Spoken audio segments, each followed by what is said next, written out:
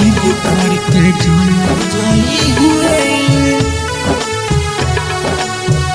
जाके ससुर ख्याल रखिए दिल तोड़ के जान जाई हुए पगली दिल तोड़ के जानी जाई है जाके ससुर ख्याल रखी है पगली दिल तोड़ के जान जाई है जाके ससुर ख्याल रखी है जब याद सताई तो हके जान हमसे मिल चली आई है जब याद सताई तो हके जान हमसे मिल चली आई है पगली दिल तोड़ के जानी जाई है जाके ससुर ख्याल रखी है पगली दिल तोड़ के जानी जाई है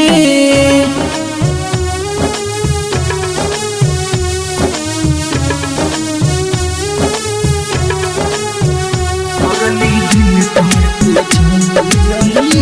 है जाके ससुर ख्याल तोहसे करी हम प्यार जान से ज्यादा बेसुमार हमरा बिना कैसे रहबू जाके ससुरार तोहसे करी हम प्यार जान से ज्यादा बेसुमार हमरा बिना कैसे रहबू जाके ससुरार हम कहरिले रब से दुआ जान तू खुशहाल रही है हम कहरिले रब से दुआ जान तू खुशहाल रही है पगली दिल तोड़ के जानी जाई है जाके ससुर ख्याल रखी है पगली दिल तोड़ के जानी जाई है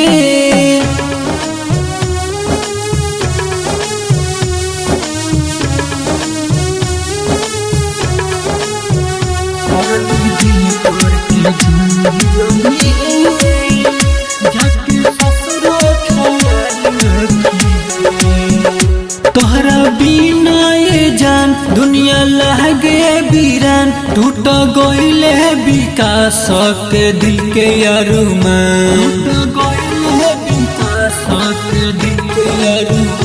तोहरा बिना ये जान दुनिया लागे बीरान टूट गइले विकास के दिल के टुन दिल वाला के संग में जिंदगी के शुरुआत करी है टुन दिल वाला के संग में जिंदगी के शुरुआत करी है पगली दिल तोड़ के जानी जाई है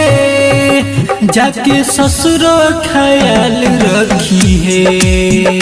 पगली दिल तोड़ के जानी जाई है कृष्णा रिकॉर्डिंग स्टूडियो मुजफ्फरपुर।